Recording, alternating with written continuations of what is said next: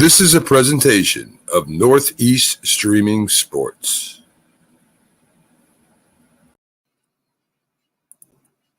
You're listening to TGI Sports Talk with your host Keith Engle on Northeast Streaming Sports.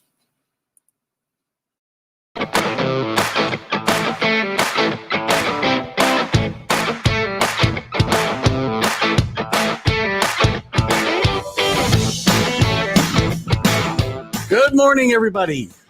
Keith Engle for TGI Sports Talk. Are you serious? My co-host, Carlos Chavez, the Mad New Yorker, will be along with me in a second. I do see he just popped in the room. We'll bring him in just a second. Want to thank you all for joining. Again, as always, I want to thank the groups that allow me to share this content. You'll have, if I share it to your group, there'll be some relevant content and information in it. I think you'll enjoy it. Check it out, and please go to TGI Sports Talk and like and share the show. That's the way we keep growing. Today, some big news last night, by the way, with Duke getting knocked off by Rutgers, but that's not going to be the topic of our show. Some other important news, some sad news in the NFL, and Darius Thomas passing away at 33 years old, former Denver Bronco wide receiver. So we'll talk more about those things probably on Sunday's Stream of Consciousness show. I want to thank all of you that joined me on the College Football Huddle on Wednesday. We had a spirited conversation as always, and we'll have some more of that as we head towards the college football playoff. Today, we're going to talk a little bit about, well, a lot about the Knicks' slow start, Coach Thibodeau's role in that, whether he was ever the right pick for the job. I know Carlos has some strong feelings on that. We'll talk about Mac Jones and the Patriots and some odds and ends if we have time left over. But without further ado, if I can find the right mouse, let me bring in my co-host on Are You Serious? The Mad New Yorker, Carlos Chavez. Good morning, Carlos. Good morning, everybody. How you doing? How are you this morning? Have you had a good week? It's been crazy. A lot of sports news, man. A lot of stuff going on everywhere. So you've been quiet all week. I was worried about you. So got to digest information to make sure that we have something to say about it. Yeah, well, that's for sure. It's funny you text me about, and it's not our topic for today, and we'll get into that in just a second. But you text me last night about the Steelers and how bad they were playing. I actually turned the game off at 29-0. As I told you, I had a couple of shingles on the Pittsburgh last night, and then I turned it back on after watching something else, and they were within a touchdown, and I probably should have turned it back off because they went right back in the toilet after that. So you're their bad jinx there, huh? Apparently, I'm assuming Mark Mancini and the rest of the Steelers fans out there would appreciate it if I wouldn't watch their games anymore. Maybe they'd like me to wager against them because last week I was on the wrong side of that as well. So I should just stay away from those games altogether. Just don't trust the Steelers, man. You can't trust the Steelers yet. They're not ready. They're not ready, man. They're not ready. And again, I know it's not our topic, but I think I am more mobile than Ben Roethlisberger. I'm 61 years old, and I'll bet you that I can move as much as he does in the pocket these days. Sad. I mean, it's not just that he's immobile; it's that he's like ready and waiting for the big play. And he knows that he's got a few good wide receivers that he can maybe make big plays with. But, everybody knows that he's not a mobile quarterback. So all you got to do is attack him and just get to him. That's it. Yeah, we're sadly on the right side of that argument. I know a couple that we aren't, though. So let's dive in. And hopefully, our audience that does join us this morning. And as I know we get closer to Christmas, people are busy. So if you see this afterwards, you can certainly feel free to comment, and I'll comment back if I happen to see it. But one of the things that we've talked about a lot over the last couple of years is Tom Thibodeau's hiring with the Knicks in the first place, and their slow start this year, which, let me put into context, they're not that far off where they were last year at this point in time.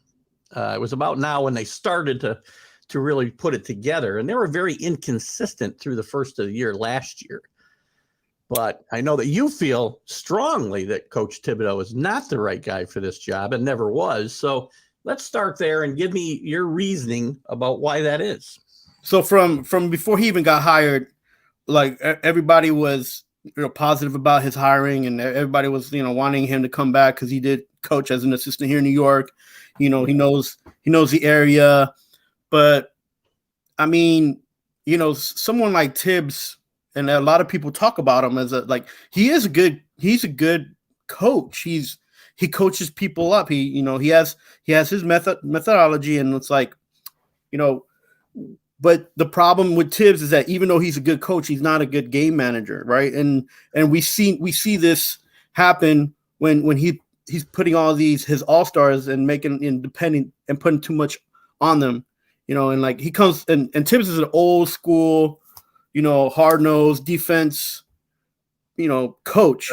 Right. So that's what he coaches, right? And so he's used to seeing these guys take over games. Patrick Ewing, Michael Jordan, all these.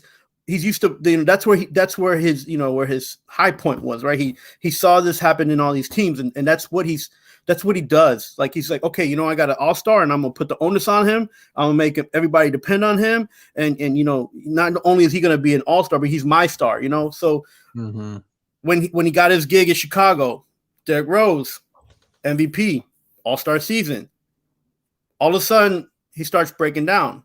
He's in and out of the lineup.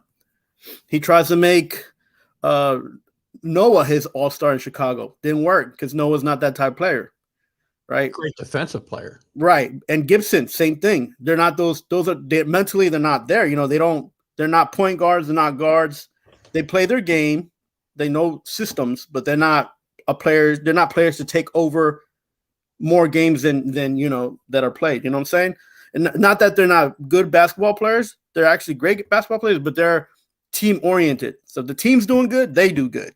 They don't set tone. They're not tone setters at all, right? So then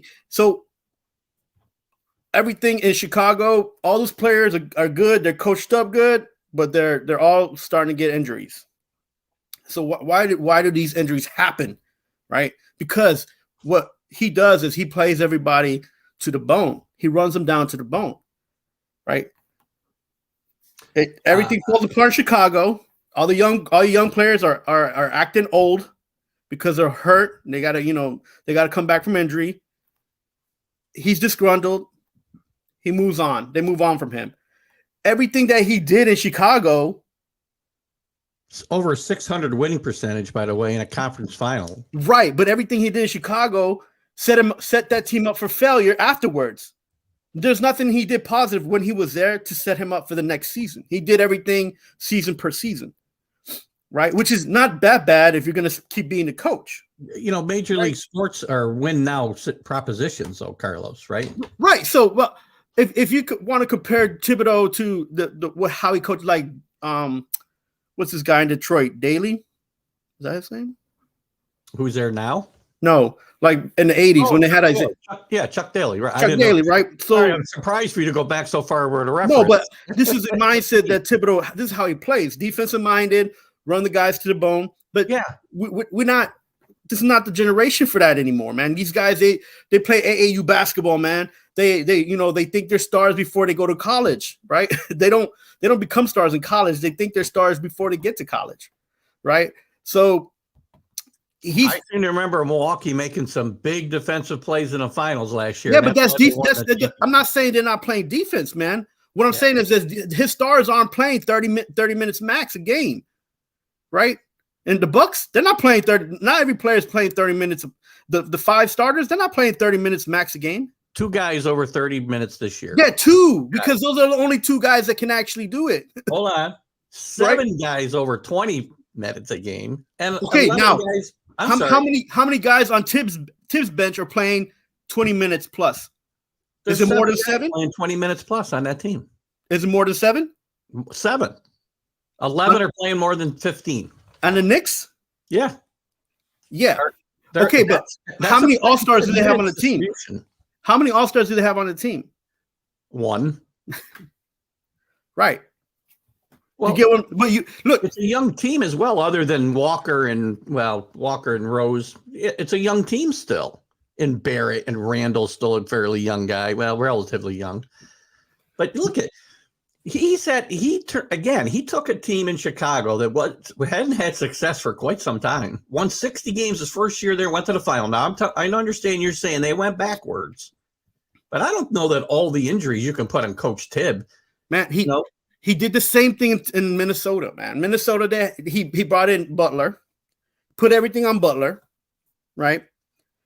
Now Butler's sitting there, and after season 2, he's like, man, you got to surround me with better players. Which he took, and that's not he did. What he did was, instead of giving him better players, right? What he do? He got him younger players to run, so they can run. So a dysfunctional team organization to begin with, he goes to in Minnesota, takes them from nowhere. I think they might have won less than, I don't know, 20, 30 games before he got there. He steadily got them. He got him to the playoffs his second year there, again, with hardly any talent around Jimmy Butler. I agree. How does that not speak to a guy who can coach up players, though? You're not just when you're a coach in the NBA, you're not just coaching up players, man. You got to coach everything. You got to do everything the right way to set your players up to succeed. You expect your players to succeed just by putting them on the floor. That's not how that works, man. Oh, I don't think that's true at all. I mean, he changed an entire culture in Chicago, not so much in Minnesota because they didn't give him a chance. It's a dysfunctional organization. He changed the culture when he got here to New York. The 2 seasons before Tiz was here, Mike Miller was here coaching those kids up. Mike Miller did a good job. He did a better job with the youth than Tiz is doing now because he gave them an opportunity. He even gave Knox an opportunity his rookie season, and Knox was on his way up. As soon as Tibbs walks in the door, Knox got knocked down all the way to the bottom. Now he's not even playing. Knox was never going to be a player in this league. You're crazy. Listen, look, you got to be serious about this. Look, think about Knox and where he's coming from. He played at Kentucky. He's on the Olympic team, under 19 Olympic team, man. Don't beat me up too bad. My dad's in the room. Listen, look, Knox has a ton of potential. The problem with Knox is that people don't understand that he's not a strong power forward. He's not a someone that's going to crash the boards for you at his height. He's more of a swing man. He's like a 2. He's a 2 or a 3. But they're forcing him because of his height to be in the inside, and he's not comfortable doing that. He's comfortable moving around. If you ever see him in the team that he played in Kentucky, he was shooting threes. He was pick and rolling. He was crashing board. He was attacking the basket. Like, if you have somebody with talent, you have to play them at their position. And then when they're comfortable, then you're forcing them to do other things. You can't force somebody to do something they're not used to. And then, he's not playing the way you want him to play, so you're going to put him on the bench? Come on, man. Well, that's not how that works. He had plenty of opportunity. You blame Thibodeau for the failures of Knox when Knox had been failing for years before Thibodeau got there. No, when Mike Miller was coaching him, he was actually doing pretty well, man. How many wins a day? As a rookie. You know what I'm saying? I was never a Kenny Knox fan, and I can't compare guys' stats in college. And no. So, but what I'm saying to you is that Mike Miller, not just with Knox, but with the team, was actually coaching them up. Did they win a lot of games together? No, because there wasn't one person to just be like, here, you're going to be the star, right? Yeah. It wasn't going to work like that. Because even at that moment, they had, what's his kid's name? Hardaway. Hardaway ain't a star to be like, he's a supporting cast member, man. You can't put the onus on Hardaway and be like, carry the team. Well, you can't win around one guy either. Yeah, but you have to have at least one guy who could carry you for a couple of games. What did Julius Randle do the last 2 years? But the problem with them is that as soon as they're winning the game, he leaves them out on the court. He shouldn't be on the court. Like, look what the Nets do with Garnett. The first 2 quarters, he's like in and out. He's in and out of the game. The third quarter, he plays a little bit more. The fourth quarter, he's in the fourth quarter. He dominates the fourth quarter. You do mean Durant, right? Yeah, Durant. I'm sorry. Yeah, that's okay. You see, like, because Nash knows that Durant is consistent. He can shoot consistently. He attacks the board consistently. He's going to give me rebounds, and he's consistent. So wait a minute. So he's playing using Durant's skills in his favor. Now, when I gave Steve Nash a lot of credit last year for the Nets' success because of all the drama and injuries that were surrounding it, I think you're one of the naysayers who said he wasn't a good coach. The players were coaching the team. Am I wrong or not? I said that, but did they make it to the finals and win? No, they didn't. Okay, because the players didn't play for him, and they just played the play, man. They're getting their paychecks and they're just paid like. But the theory was that the players wanted him. So they don't want to play for him after they kind of put him in place there? Look, supposedly. First of all, when the way they played the last 2 games before they got knocked out, right, was mostly on the players not doing well the first 2 quarters. Who's thanks for popping in this morning, Alan. Who's SGA, by the way? I'm not good with acronyms sometimes if I'm not familiar with them. SGA. Help me out, Alan. We'll come back to that. So the last game came down to a 3-point shot going in. That should have never happened. And Milwaukee just got lucky. So look, it's luck, by the way. You want to put that on coaching, or you want to put the players had to play and they didn't go all the way to play, man. Because at the end of the day, the coaches can say anything they want, but the players are the ones on the court, man. But that was last year, man. That was last season. I agree. And this year, this year's been a little bit different. So let's talk about this year. So we talked about why you didn't want him in the first place. I still think he belonged. Let me kind of just go backwards a little bit before I go to this year. His pedigree to me was beyond none. It wasn't just the fact that he coached several years in New York. He coached under some of the better coaches who got to finals, coaches who won championships, coaches who changed cultures with teams like Jeff Van Gundy, like Doc Rivers. Oh, but these guys had players, man. These guys had players on the team. Players. There are players on this team. And again, who's going to come in here and do a better job than he's done? Again, he's turned and changed the culture in Chicago, tried to change the culture in Minnesota. You can't do it when you got a toxic organization you're working with. And in 1 year, change the entire culture in the Knicks. The Knicks they had a losing, didn't care attitude culture, and he changed that in 1 season. Bro, so all the Knicks did was got rid of most of the players that and then they picked up a coach and got younger. That's all they had to do. That's the reason that right now the culture's changed. You really honestly think Tibbs is doing that good of a job that even now people are like, wait, what's going on? Come on, look. All I know is he's done head and shoulders above the job David Fizdale did, and David Fizdale was everybody's golden child when he got hired for this job. Yeah, but Fizdale wasn't the coach then. Now it was Mike Miller. Listen, look what's happening in Phoenix. Who was the second place coach of the year last year? Monty Williams. Look, what is Monty doing in Phoenix right now? Not much. What are you talking about? That team is going off. Let me back up. You might have. I was Knicks centric today, and I probably spoke too soon because I know earlier in the year they were struggling a bit. You're right; they've gone 24. I haven't looked at them in a while. I've been focused on the East. So Monty Williams came in second place for coaching. You don't get coach of the year for the first 25 games of the season, Carlos. Look, let me tell you something. Monty Williams is coaching is because he has the opportunity to do that because he had 2 superstars, one that's almost out the door, but he still plays harder than almost any point guard in the league. Who are we talking about? Chris Paul. What's his name? Chris Paul? Yeah, CP3, yeah. Okay. Right? So he's probably the best point guard in the last 10 years. Yeah, and this is a great situation for him because it's his team. He's never had his own team. It's never been his team, and now it is. If you look at his stats, every team he's been on, when he's not playing or he's not there, they lose either in games or games he has played in. Well, I don't disagree. I'm just saying he was never. That's how important. Team. That's how important he is. So he's a legitimate star. You can put the onus on him to a certain extent. Okay. So.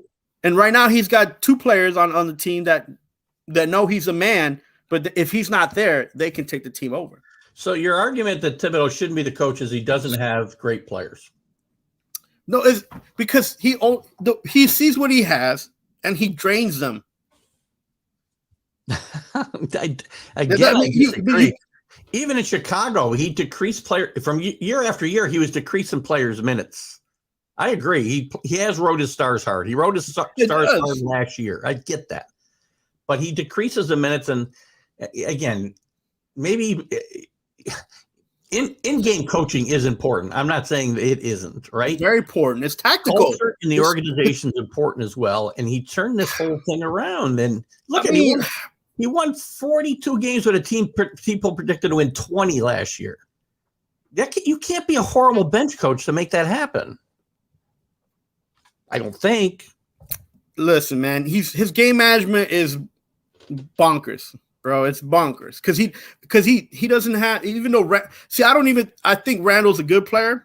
I don't think he's, he could be an all-star, but maybe on the second and third team. I don't think he's like a first team all-star team last year. Yeah, but because he was playing on the Knicks and the Knicks had to have somebody represented. Geez, you sound like Jack. Okay, if you're gonna build a team, is Randall the first person you're gonna put on a team? What's that? If you're gonna build a team, you're gonna pick Randall as the first person on your team? Well, out of everybody in the NBA, no. But in his position. In his position. That's not even a fair question because the Knicks don't have the choice of anybody they want. The Knicks, look, nobody wants to play in New York at the moment. That's a good point. It's not because of Tom Thibodeau. But they brought him in because they're like, okay, we're going to get wins with him and we're going to bring people here. That's not how that works, man. Look, well, even Larry Brown couldn't fix the Knicks team when he came here. Well, again, Kenny Hawkins, same thing. There's been bigger problems with the Knicks before Tom Phil Thibodeau Jackson. Got here, like these guys, these are great coaches that just like, oh well, they'll bring in coaching. That's not how that works, man. They failed because of James Dolan and his leadership. I would argue that part of the problem this year is the fact that James Dolan's back in the building every day with COVID. A different situation than it was last year. And again, this year, let's move to kind of where we are this year. Again, they're not. I understand they're off to a poor start. They're a game under 500. They're very inconsistent. But he's making moves that you should be happy with, putting veterans like Kemba Walker on the bench. He should have never started Kemba Walker. He should have never started Fournier. Those guys, they're shooters and they're older players. And we need to blame Leon Rose for that. In here, you got to try him. The Magic got rid of Fournier for a reason, man. The Magic are young. All he does is slow the team down. I agree 100%, but that's not Thibodeau's fault. And you're going to see Fournier on the bench, and you don't see him in a game at the end if they need defense because he doesn't play any. He don't play. Kemba Walker nor Fournier play decent defense. And neither does Toppin, by the way, who's playing he's had some great spurts this year, but until he starts to pretend to play defense, he's not going to play. Look, Toppin and Knox are the same player. They cannot be, just because of their height, they cannot be on the inside. They're swing players. They have to be in motion. They have to be part of the play, not the play. Kenny's I think you're throwing ageism at myself and Kenny and Kemba Walker, but I'm not a big Kemba Walker fan. But just because you're old doesn't mean you can't play if you manage the minutes. I didn't say they can't play. They have certain skills that don't match up what the younger guys have. The younger guys are ready to just run and gun, pop and shoot if they have to. Look, why is Tibbs setting up this team for failure and having them shoot threes when all these guys can run to the basket and even get a foul shot if they just attack the basket? They all can make layups. They all can dunk, and they all can shoot 12-footers. I don't think that this whole. I mean, you're making it the only one that should be shooting threes is Kemba Walker and Fournier, and they shouldn't be on the court anyways. Exactly, especially not in big moments. I mean, look at. You've also talked about how Thibodeau's inflexible. I think I don't know if you've used that word. I'm using that word, but I think that's what we've implied. Yeah, he's too rigid, man. He's too rigid. Come on. but he's showing you he's got some flexibility. Where's Walker now? He's at the end of the bench and he's playing Burks in the starting lineup. Yes, I would like to see him play Grimes more because Grimes bring energy and really lock down defense, I think, to that team. And I think you'll see it more as the season goes on. He started to play quickly more. You said he won't play kids. He played quickly a lot last year and a lot in big spots, and he's starting to put it together and play him more now. And he's a great spark plug off the bench. So, I don't know that I can buy into the fact that Thibodeau is just – who would you have coaching this team, Carlos? Look. That would be better. Where's the great coaches? There's no great – I mean, these coaches are getting recycled left and right in the NBA. And that's why you have a lot of players coming back and coaching, Like – I don't remember. Who were the finalists for this job with Thibodeau that you would say should have been hired? I didn't want any of those guys. Right. In fact, the only guy I actually believe would make sense in this situation, but he's been blackballed is what's his name? Skip my mind right. The St. John's old St. John's old point guard for the Knicks. Mark Jackson. Mark Jackson, yeah. Mark Jackson would have been Mark Jackson would have been perfect for two reasons. Okay. First, he took Golden State to where they were at before Kerr came and took them to the next level. And he knows how to deal with young people. Agreed. Right. And second of all, he's gonna play the players in the positions that they need to be in a way that even the positions won't matter. Right. At the end of the day, you can't always be like 1, 2, 3, 4, 5. Go out there and stand. No, you're like, I see that you're a small forward, but you should be like a 2. So, do what you have to do, but just make sure you come back and play defense, right? I really think that the tag that Thibodeau can't relate to young guys is just It's not that he cannot relate to young guys. He's coaching them. He's taking them to a certain level, but you need somebody else who knows the game, who knows how to manage, and who's willing to make risks with the younger players to coach them up. But again, who changed Julius Randle's attitude and game more than Thibodeau? The only reason that changed was that Thibodeau was riding him. He goes up to Randle and is like, "Look, you're my number one, and I'm gonna treat you like a number one." He gave Randle confidence, but now he doesn't stop. But Randle shouldn't be playing more than 20 minutes a game anyways.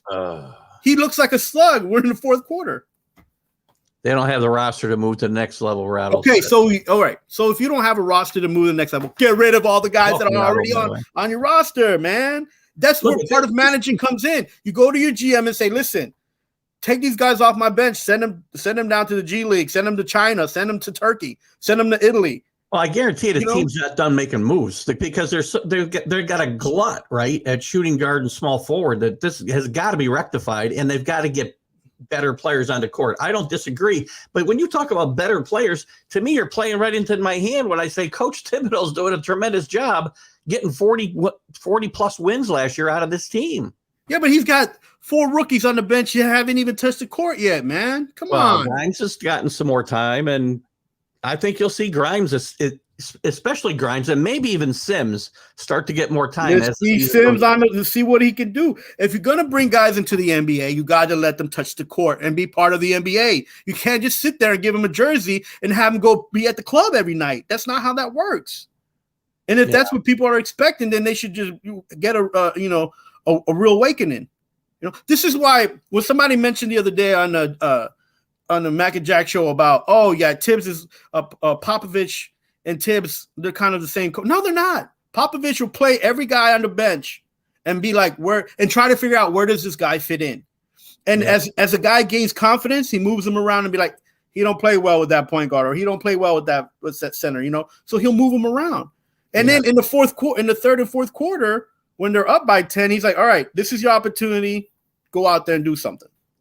I think Rattle's right. You can't just ship them out and erase the money. That's part of the problem in the NBA. Making the Knicks have a lot of money right now. They shouldn't have any issue. The other teams and how much money they got to take on contracts. The Knicks can go over the cap because they can afford to pay the taxes. They can afford to pay the fees because they sell seats at Madison Square Garden and they sell jerseys at every freaking outlet, man. This is New York City. It doesn't matter. Look, no team in New York should be worried about cap space. I'm sick and tired of hearing about it. It's like, yo, you're an international brand when you're in New York. That's it. Like, why are you making excuses? Just say nobody wants to play here. Let's find a way to get them here.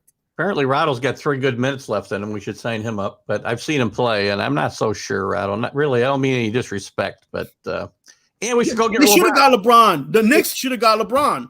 But LeBron didn't want to come here. Hey, they didn't make it. You need to sweeten the pot, man. You can't just have one player. LeBron James to New York wouldn't have helped. It's like bringing Carmelo, knowing the way he plays. They brought him in. They paid him so much money, but they didn't surround him with anybody. And then when somebody stepped up and started taking some of his fame, he got all upset. Alan thinks the only reason the Knicks made the playoffs is because the East was terrible. That's kind of true. The East was terrible with them. Last year was done. This year it was true. It was down. This year the East is much better. And no, it's not.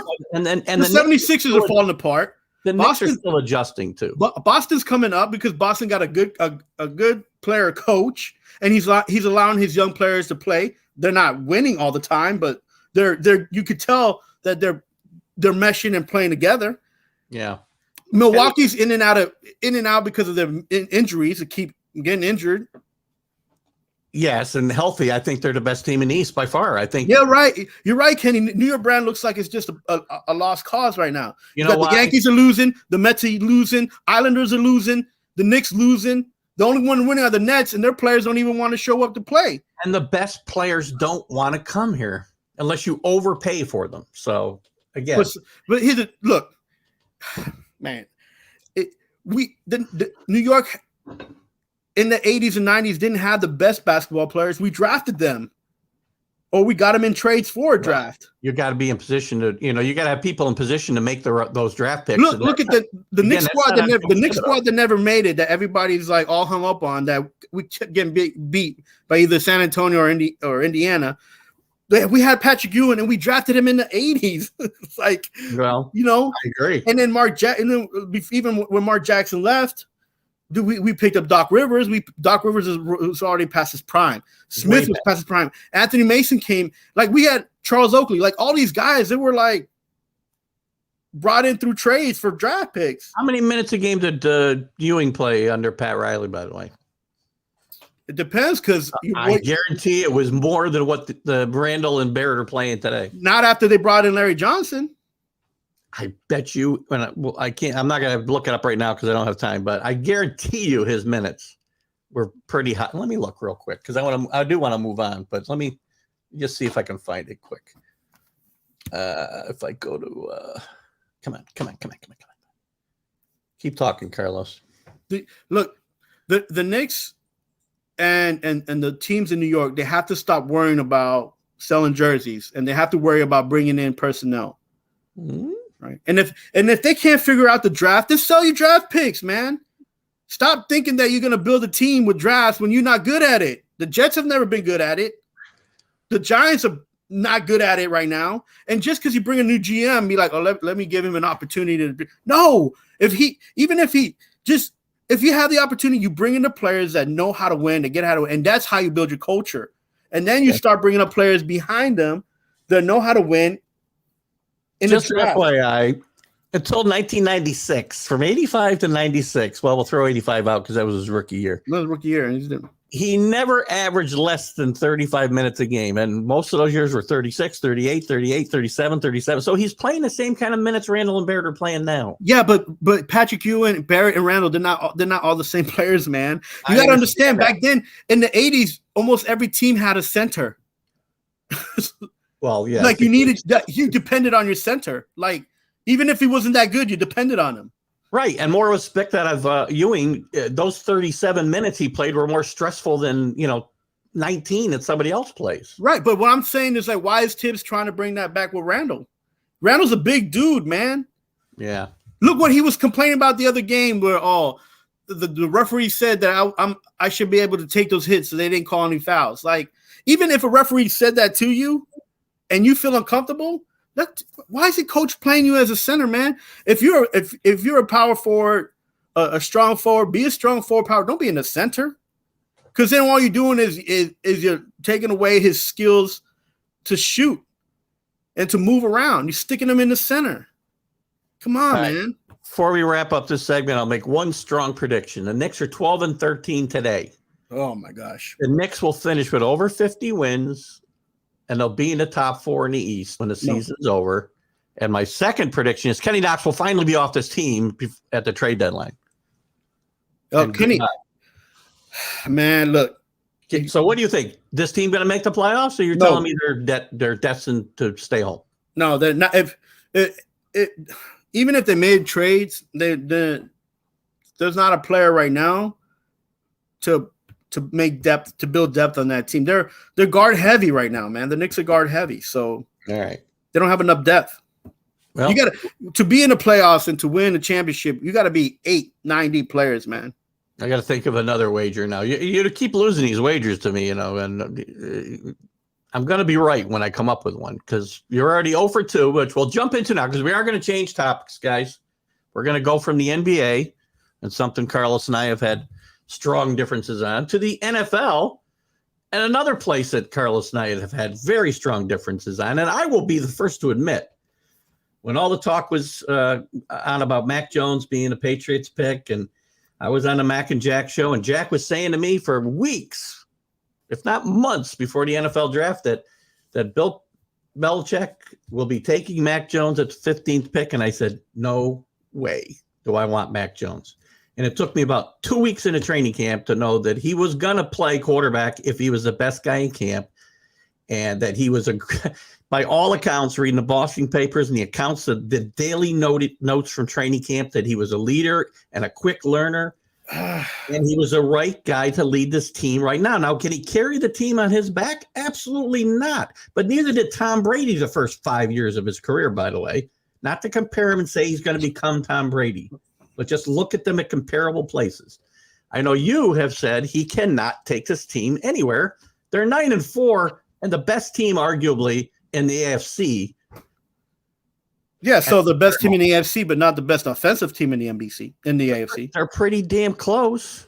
They'll get there. Their defense right now is carrying the team, and their defense is solid. The defense is deep, which is what Belichick does, right? Which is why he made Matt Castle look like a king before he left. Well, yes, the defense is important and still wins in football. But the offense, by the way, has scored 350 points. You know who's got the best offense in the AFC? Man, why are you comparing these teams? The AFC is doing terrible this year. More points than anybody in the AFC. Anybody. Now, again, some of those were defensive plays, like touchdowns, so I get that. But don't tell me their offense stinks. They run the football down people's throats, 220 yards Monday night when everybody on the field knew they weren't going to throw the ball at all. Yeah, so what Buffalo did was play right into the hands of Belichick, right? So I don't understand why Buffalo didn't hold back a little bit. I mean, they knew that they weren't going to nobody was going to throw the ball at that point. That's just terrible. That's where you go when you have like a defense that's lacking depth, right? Because they're not going to be able to stop the run. Right. I'm talking with some Pats fans and some groups during the game, and they're telling me how McDaniel doesn't know what he's doing. Belichick, throw the football. Well, why throw the football? No, they didn't have to throw the ball. You don't have to throw the ball to win against the Bills, man. Great coaching. You know what? And they say, because they don't have trust in Mac Jones. You know what they have? They have lots of trust in Mac Jones, but they put him in only situations, or mostly situations, where they know he can succeed. Exactly. They're not going to leave him out there to throw the ball 30 times and have the numbers Josh Allen had, which was not as good as people seem to think. No, I mean, has your opinion changed at all about Mac Jones and his ability? Let's go back to the beginning. Why you didn't want him here? Why you thought Cam should play? And do you still feel this guy can't lead this team to the Super Bowl? Right. So at that point, Cam was coming off off of the COVID, but he still gave Patriots an opportunity to win. And you say like he can't throw the ball. Cam can throw the ball. Is he consistent? No. That's where That's where the difference was. He can't throw the ball. Now you're bringing in Mac Jones and in the beginning of the season, in the preseason, and he's going to look better than Cam Newton because he's younger. He's focused. Should he be number one quarterback? You know what? If you want to let go of Cam in that contract, go ahead. They have Mac Jones. They're happy with him. Fine by me. Doesn't matter. At the end of the day, though, when push comes to shove and you need your quarterback to make that one run or that one throw, you're going to hang your hat on that pick, man. You're going to tell me then that the Patriots would be 9-4 with Cam Newton as a quarterback right now. They 9-4 with they 9-4 with Mac Jones. Exactly. Not with Cam Newton. And I know they've got better players. How's Cam being on a team? If you're defense heavy, how's Cam on a team a detriment? If he can run, he can actually run the ball. Oh, you're and he's gonna dig and dunk the ball anyway. He's not throwing 40, 50, 60 yards down the field anyways. Because Cam Newton has shown me over the 2 years he was here, by the way, he was not a leader. And no matter what that was coming out of the training camp, he wasn't a leader. You don't go off campus and do things people have told you not to do. Last year, the Patriots with people that when there's COVID restrictions and put the team at risk. So he got COVID when he didn't have to get COVID last year. Keith, everybody knows that the Patriots are not the same team that they are this year. With all the injuries, with the people that didn't want to come back because of COVID. Nothing to do with what I just talked about. Those got nothing to do with players. It's got of course, man, because Cam himself came and won like 4 games for the Patriots on his legs and carrying the team. 4 games out of 7, they won the entire year. Hey, listen, but they didn't have a team. They didn't even have a defense to get him the ball back. And he threw 10 times as many passes at guys' feet as he scored touchdowns. He just can't throw the ball anymore. He but lead a team to the playoffs. Hey, listen, he's still on his own. He won 4 games on his own, carrying the team. If need be, will Mac Jones be able to do that come playoff time or towards the end of the season? Are we going to see him be able to do that? When Mac Jones has to step up, he's done pretty well. The one game he stepped up, which is a pretty good game, he had on the 3rd, October 3rd? We had his best game was probably against Dallas, as Alan just said, in a loss. I think that was his best game. Yeah. A bad interception in that game, but still he kept that team in the game somehow. When the defense, by the way, who hadn't come together yet, was giving up. I gave up like 800 yards passing to Dak Prescott. So in that game, right, against Dallas, that was a confidence booster for the team, the defense, and Mac Jones, because he had a good game, right? But other than that game, I mean, there's no defense that's challenged him yet. Well, because because the Patriots can run the ball down anybody's throat right now. That's what they're doing, and that's how they did it. And again, what did Bill Belichick do this past season? He threw money for players at positions for them to go for them to be a better team. So you can't say that Cam can't do the same with these new players. You can't say that because it didn't happen. Last year's players don't count anymore. I've also watched him go to Carolina and fail because he cannot throw the ball anymore. Does he have some talent to run the football as a quarterback? Sure. If you want to use him as a Taysom Hill type guy in situations, well, fine. But he's not going to settle for that. So he's going to be a detriment to the team. Man, look, Ben Roethlisberger's getting paid to sit there like a duck. Why is Cam being there any different? What's their record?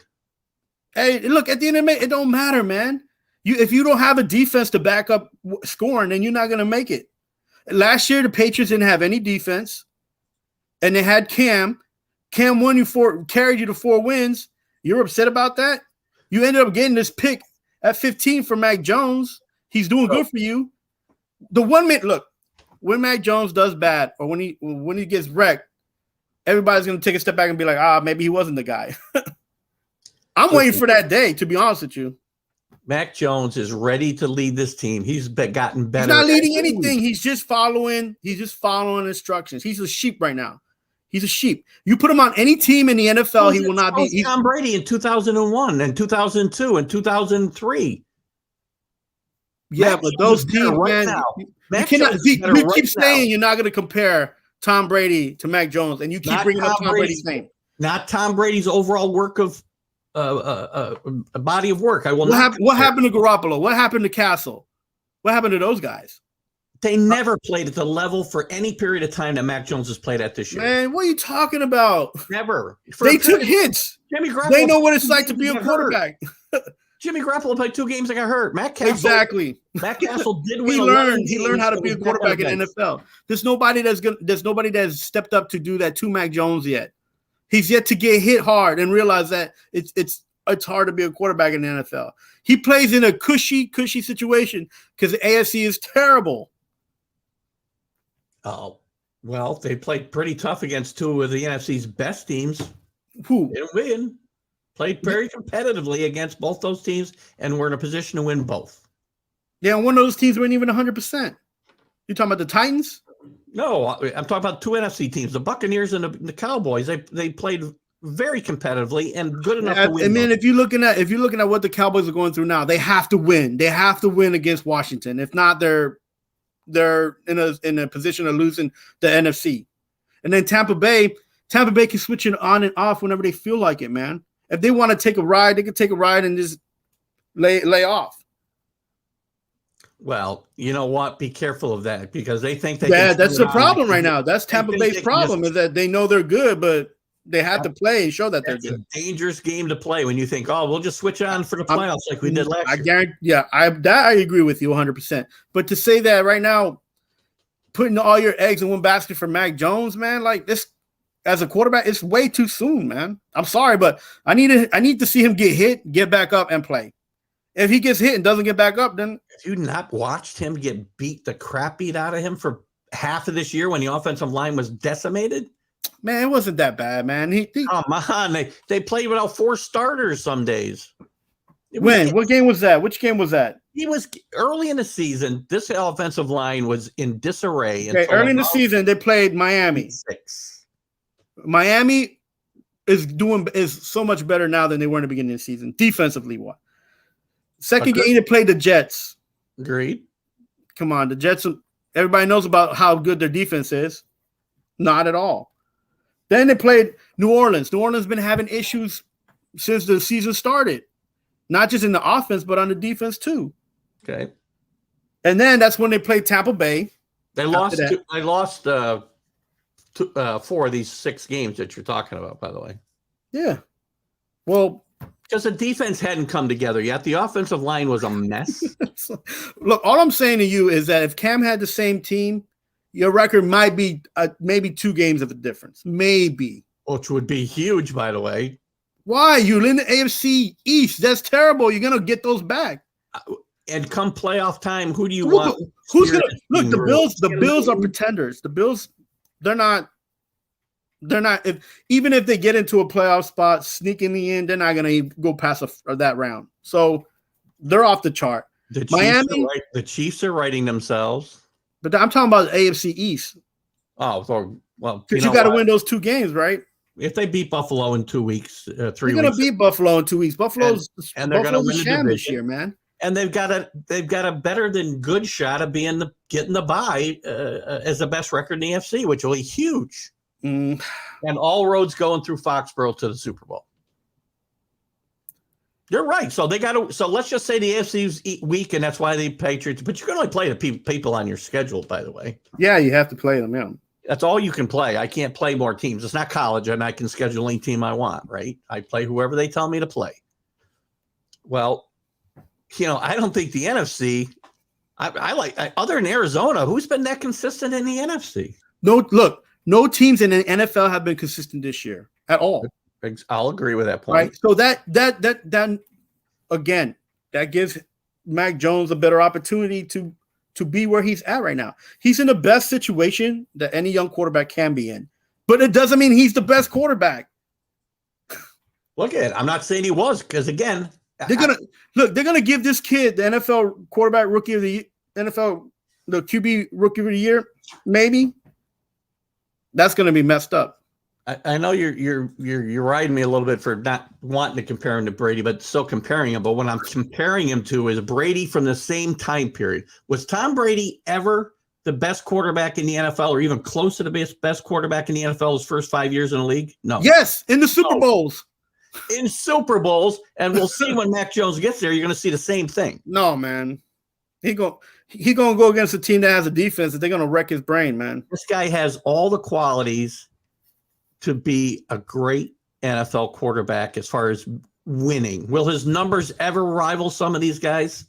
Maybe not, because that's not how Bill Belichick plays. He did when Tom Brady, the second part of his Patriot career, they changed their offense a little bit to go along with what the league was doing. Look, it's too soon to write this, man. I don't disagree, but I'm saying the potential is there. You're telling me it isn't, and some of the arguments you look about Alabama quarterbacks. Who cares about Alabama quarterbacks in the history? Nobody. Of That's why Mac Jones is not going to matter. How's it relevant? How many? Let's take the great quarterbacks in the league today. How many great quarterbacks came out of Texas Tech before Patrick Mahomes? How many great quarterbacks came out of Cal before that dumbass in Green Bay, Aaron Rodgers? How many quarterbacks came out of Oklahoma before Kyler Murray? I mean, Jalen Hurts.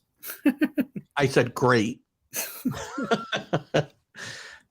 again, the argument about, well, nobody's ever come out of that school and been a great quarterback really is irrelevant. What does history matter in these cases? This guy can play quarterback in the NFL. He's got the makeup. Right now, he's playing quarterback in the NFL until he gets somebody to step up and challenge him. That's it. Exactly. And he's going to be the rookie of the year just because he's a quarterback, Alan. That'll be my agreement. Just to catch up on some of these comments, see what we got here. Cowboys and Giants, Cardinals. Well, I always say time I see WTF, I go, what? I think it's what the, you know what? Yeah. Twice the Eagles. I think, by the way, just to say, I think the Washington football team is going to win that division. I think so too. Well, here's a problem. Here's a problem is that their defense needs to be consistent. And Dave Guyette's a big Buffalo fan, and we've been really bashing the Bills here. But you know what, Dave? As I said the other day, don't take it personal, but they're not a good football team right now, and their coaches, they're making excuses for them. How ridiculous of Carlos, to get off this topic just a little bit and focus on this one game. His post-game comments about how, don't give Bill Belichick credit for this win because we started on the 40 and they started on the 26. No, man, that's really going the other way, telling you got out-coached. Pretty much. Look, Buffalo's hurting because they made that contract for Allen. They didn't build any depth when they could have for the defense and straighten up that O-line. So they deserve what they get right now, man. They're going to struggle and they're going to scratch to try to get wins, but there's no depth in either side of the ball for them. They got 3 running backs, none, and no O-line to help them, right? So, and Breida's running for his life every time he gets the ball, so because he don't want to get hurt. That's why he's getting all those yards. Give the guy some protection, man. Bring in some D-line men. If your O-line can't hack it, it's like, come on.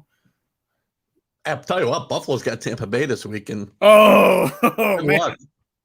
Good luck. They're going to be falling to 500 here pretty soon. You know what? They lose to Tampa Bay, then they lose to the Patriots. They're liable not. They may not make the playoffs. I'm telling you, man. I don't see them in the playoffs, man. And if they make it, like I said, they're not going past the first round. Well, I'll tell you what. I said this, and I said this before the year, because you and I have been on this topic since August, that Mac Jones and the Patriots would get off to a slow start. That's what happened. They would get better as the year went on. And I didn't think they'd be in first place and have the best record in the conference here after week 13. Oh, you keep bringing up the conference, bro. Hold on. That's the conference they play in, Carlos. They cannot pick the conference they play in. And as a guy you probably think is a god, I'm going to guess, Bill Parcells said, you are what your record says you are. Nothing else matters. It does, but that's just Bill Parcells, who's not one of my favorite people, by the way. Maybe we'll have it. Are you a Bill Parcells fan? Yes, but that'll be. I don't think he's a guy. That'll be another debate because I got a lot of stuff on Bill Parcells. Listen, Where was I going with this? I said they would get better, and I said they'd be fighting for a playoff spot, and nobody would want to play them in the playoffs. And they're ahead of where I thought they were. And I see this team, this is going to be a tough out in the playoffs, and I don't care who they play if they get to a Super Bowl. They're going to be competitive with Mac Jones as their quarterback and be in position to win that game.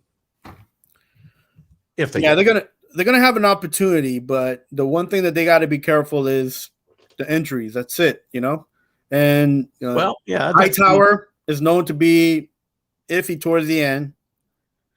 Luckily he took that season off. He's older now, and he's missed a season, which McCourty's he's a little bit older. But there's a lot of guys on that defense. He's not the man anymore. No, he's not. He's a man. But when he's on the field, those younger guys look up to him and they play up. I don't disagree. I don't disagree. And you're seeing Hightower playing at a much higher level. Yeah, everybody. Those rookies can run, man. Those rookies on the edges. The front seven covers up a bunch of deficiencies in the back defensive backfield. I mean, McCourty's still good, and he's not as good as a player as he was, 5 years ago. Obviously, Hall of Famer, by the way.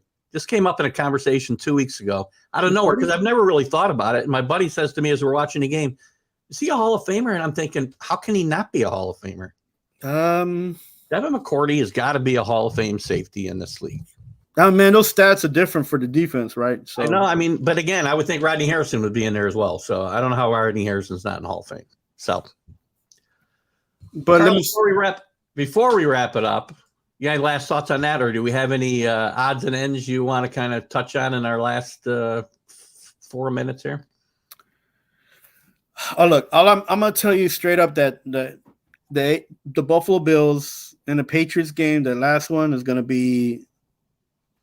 It's going to be it for both teams, right? They're going to see if they can play instead of just running the ball and to the end. But that's going to be the key for them, for the Patriots defense especially. And they gotta just stay healthy right now. If you get one or two injuries on that defense, man, that Patriots team they might make it to the playoffs, but they're not going to go far either. Them and the Bills are going to be watching Titans making it through. We'll have to come up with yet another wager because I think I don't remember what our last wager was, but I think it was they wouldn't win 9 games. Wasn't it something tied around there? I don't even remember. Yeah, Mac Jones winning 9 games. I think that was after you lost the Cam wager. I'm pretty sure we changed it to a new wager that they wouldn't win 9 games and make the playoffs or something around that. I'm 61 years old. I need Prevagen, and I don't remember, but I'm pretty sure it was something similar to that. I count on you to remember these things, Carl. You're the young guy. I got so much stuff going on right now. It's Drop crazy. That going conversation and remember the stuff that's important for the show because I can't. I'm old. You're the young guy. You got to carry. Writing that down. No, but not for nothing, but this New England team, it's not the same as last year. And if you don't have Cam and you put another quarterback behind there and do what they're doing, they'd have okay stats. I won't disagree with you that Mac Jones is not the only reason for this turnaround. There's obviously a much better personnel around him than was around Cam last year. I will not argue that point. I will say, with all the new bodies and integrating them in and some deficiencies in certain places, this is maybe Bill Belichick's best coaching job of his career, in my mind. Maybe 2001 might be better. Maybe 2008 with Matt Castle winning 11 games is better. But it's pretty close. Isn't that defense averaging about 10 points a game almost? Yeah, I think it was like 14 or something. Yeah. This defense is not a joke right now. And the funny part of it is they're 1 or 2 in points allowed. And this is not unusual for Patriots defenses, right? Right. Number 1 or 2 in points allowed, but in yards allowed, they're like middle of the pack at best or worse. They give up 270 yards rushing to the Titans. Yeah. Because they 13 points. Because they're strong in the middle and they kind of, they need a couple linebackers in there, but that doesn't matter to them. They'll give you the running yards as long as you don't score. Frankie C pops in, big Patriots fan. He knows. The world knows, Carlos. Get on board. Get on board. Don't root for those New Jersey teams. Oh, man, don't get to me. That's an argument we have another day, man. Listen, great having you on today. Thanks for coming in, Carlos. I'm having a lot of fun with this show. I think we're going to have a lot of fun over the weeks. And these are the types of I'm just ready Or for do you Mac wanna Jones help? to get lit up. And when he gets lit up, is he going to get back up? Well, we're gonna find out because He's got to find out because that's going to, you know. I think he's been lit up a few times. He's getting hit, but not. But we'll carry this conversation on at some point. We'll come up with a couple new topics for next week, guys. Thanks for joining us on. How's it going, guys? Thanks Are for you having me. serious, Carlos? Thank you, guys. I'll see you Sunday Thanks for with having the me, Keith. Have a good one. Stream of Consciousness. Maybe Carlos, I'll see you on the other side with Mac and Jack. Who knows? I'll be And there. we'll talk later, guys. Have a great weekend. Thanks Happy for being holidays, here. guys. Watching it later. Bye bye.